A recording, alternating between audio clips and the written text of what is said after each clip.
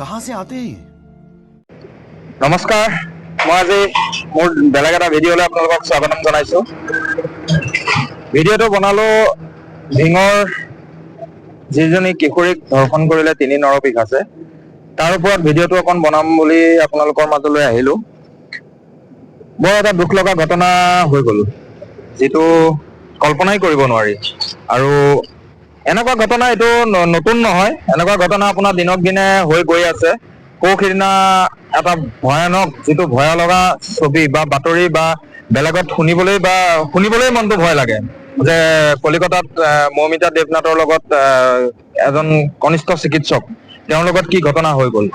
তাৰ উপৰি সেইখিনি হোৱাৰ পিছতো নিউজত ইমানখিনি চোৱাৰ পিছতো সিদিনা আজি পৰহি দিনাখন আমাৰ নিজৰ জেগাত নিজৰ কিশোৰী, নিজৰ বাই ভনী এগৰাকী ছোৱালীক ধৰ্ষণ কৰিলে। এটা কিমান ভয়া লগা কথা আৰু কিমান এটা উদ্বেগজনক কথা। গতিকে এই চক্ৰান্তটো বা এই ধৰ্ষণকাৰীসকলৰ কোনো তেওঁলোকৰ নিজস্ব নাই। তেওঁলোকে যি মন যায় এতিয়া তাকেই কৰিম, বা তেওঁলোকৰ এটা নতুন মনত ভাবি লৈছে যে আমি এনেকুৱা মানুহখিনিৰ ওপৰত আমি এনেকুৱা অত্যাচাৰ কৰিম, এনেকে ল'ৰা ছোৱালীক আমি ধ্বংস কৰিম, তাৰপিছত নিজে নিজে তেওঁলোক ইয়াৰ পৰা নিজকে নিজে আমি লাষ্টত সংখ্যালঘু হ'বগে লাগিব, যিটো গম পাইছো অসমত থাকি। মামাই মুখ্যমন্ত্ৰী মহোদয় একদম সুন্দৰ কথা কৈ আছে যে তেওঁৰ পৰিচালনাক আমি তেওঁক চেলুট জনাইছো। আৰু ইমান সোনকালে আজি দিনটোৰ ভিতৰত, আজি যোৱা পৰহি দিনাখন সন্ধিয়াৰ ঘটনা, কালি তেওঁ এটাক নৰপিশাচক এৰেষ্ট কৰিছে। আৰু আজি ৰাতিপুৱালৈ শুনিবলৈ পালো সেইটো বোলে পুখুৰীত পৰি মৰি পেলাই বোলে। যিমানে নহওক সেইটো পুলিচ প্ৰশাসনক ধন্যবাদ জনাইছো, চেলুট জনাইছো। জি.পি. সিং ডাঙৰীয়া, আপোনাৰ ইমান তৎকালীন সিদ্ধান্ত বা অপৰাধী মৃত্যু হ'ল। ৰাতিপুৱা শুৱাৰ পৰা উঠিয়ে এটা সুন্দৰ নিউজ শুনিবলৈ পালো। গতিকে ভাল লাগিল সেইটো শুনি।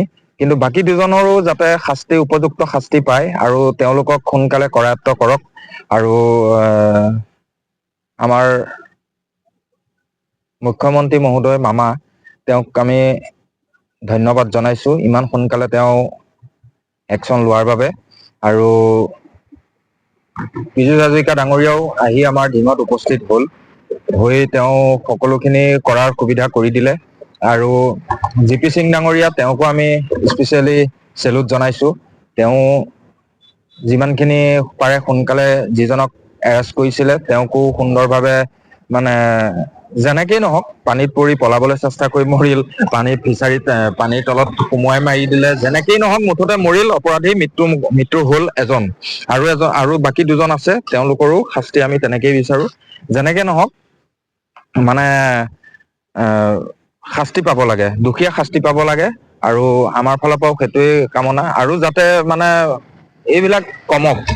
এইবিলাকৰ ওপৰত একচুৱেলি শিক্ষা নাই। এইবিলাক শিক্ষা থকা হলে বা এইবিলাকৰ যদি তেওঁলোকৰ ভাল শিক্ষা গ্ৰহণ কৰে, তেতিয়াহ'লে এইবিলাক উদ্বেগজনক বা এনেকুৱা অত্যাচাৰ তেওঁলোকে নকৰে। আচলতে শিক্ষাৰ অভাৱ নে তেওঁলোকৰ কিবা ছেক্সৰ প্ৰব্লেম, নে তেওঁলোকৰ বুজিব নোৱাৰি। তেওঁলোকে কি ভাবি পেলাই এই কাম বিলাক কৰি দিয়ে, এটা ভয় লগা, ইমান বিলাক এটা ভয় লগা দৃশ্য কৰি কাম কৰিবলৈ তেওঁলোকে কেনেকে সাহস কৰে, এইটো এটা বহুত ডাঙৰ কথা হৈ আহিছে। বৰ্তমান সময়ত আমি দেখিবলৈ পাই আছো নিজৰ বাই ভনী, ভাগিন বা নিজৰ ভতিজা বা এইবিলাকৰ ওপৰত অকমান নিজৰে এতিয়া ভয় লগা হৈছে।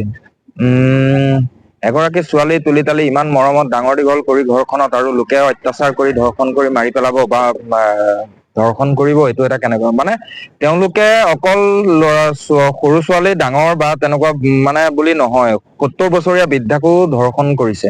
এনেকুৱা ধৰণৰ ঘটনা আমি শুনিবলৈ পাইছো, নিউজতো পাইছো। আৰু ঢিং, বৰদোৱা এইখিনি আমাৰ পবিত্ৰ স্থান। যিমান নহওক আমাৰ শংকৰদেৱ মহাপুৰুষ শংকৰদেৱৰ জন্মস্থান আৰু সেই জেগাখিনি বৰ্তমান পবিত্ৰ স্থান বুলি আমি কওঁ বা আমাক সেইটো লাগে। সেই জেগাখিনি আমাক পবিত্ৰ স্থান হিচাপে গণ্য কৰে নগাঁও চহৰত।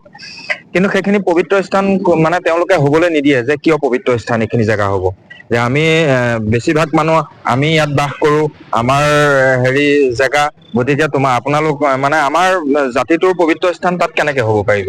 তেওঁলোকৰ সেইবিলাক চিন্তাধাৰা মানে, আৰু তেওঁলোকে মানে একচুৱেলি এই বস্তুটো পৰিচালনা কৰা হেৰিবিলাক অলপ বেলেগ।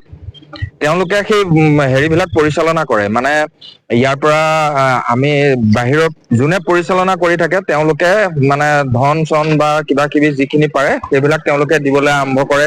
তেওঁলোকে সেই বস্তুবিলাক পইচা পাতিবিলাক দিয়ে যে তোমালোকে এনেকুৱা কাম কৰা আৰু আমি তোমালোকক এনেকে দি যাম, এই জাতিটোক ধ্বংস কৰা। মানে তেওঁলোকৰ মনোভাৱ লৈছে নেকি?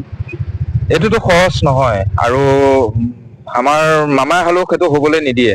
গতিকে সদায় মামাই নিউজত কৈ আছে বা যিখিনি কৈ আছে সেইখিনি তেওঁলোকে প্ৰতিফলিত কৰি গৈ আছে আৰু মামাৰ কামো তেনেকে হৈ গৈ আছে। গতিকে ৰাইজ সজাগ হওক, সতৰ্ক থাকক, কাৰণ আজি এয়া কৰিব গৈ আছে কালিলৈ ঘৰৰ ভিতৰত সোমাব। গতিকে ওলাই আহক আৰু মৰমৰ শৃংখল চলিহা ককাইদেউ, তেওঁলোকো আমি এবাৰ চেলুট জনাইছো।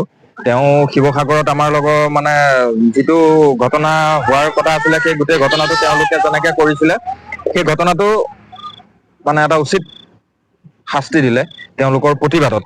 গতিকে ভৱিষ্যতেও তেওঁ এনেকেই আমাৰ মাজত থাকি বা আমাৰ অসমীয়া জাতিটোৰ সুৰক্ষাৰ কাৰণে আগবাঢ়ি আহি মাত মাতি যাব বুলি আমিও আশা ৰাখিলো। আৰু ভৱিষ্যতে কিছুমান কাম এনেকুৱা ধৰণৰ নহওক যাতে, তাৰ বাবে আমি আশা ৰাখিছো বা ভগৱানৰ ওচৰত প্ৰাৰ্থনা কৰিছো যাতে এনেকুৱা ঘটনা নহওক। আচলতে হোজাই, তেজপুৰ, তিনিচুকীয়া, মঙলদৈ আচলতে হৈছে কি মানে গোটেই অসমত তেওঁলোকে এইটোৱেই বিচাৰিছে যে অসমীয়া জাতিটো কমপ্লিট ধ্বংস কৰি পেলাও, নাইকিয়া কৰি পেলাও, এনেকে তেওঁলোকক অত্যাচাৰ কৰো, মানে এইটোৱে বিচাৰিছে নেকি তেওঁলোকে? তেনেকেতো নহব। আৰু আহক আমি সকলো সজাগ হওঁ, সচেতন থাকো আৰু এনেকা মানে চৰকাৰৰ ওপৰত নিৰ্ভৰ কৰো। আৰু যেনেকে নহওক মামাই জাতিটোক সুৰক্ষা দিব বুলি আমাৰ আশা থাকিল। আৰু DGP পুলিচ প্ৰশাসনকো বৰ্তমান ধন্যবাদ জনাইছো, তেওঁলোকে উচিত তদন্ত লোৱাৰ বাবে এই ঘটনাটোত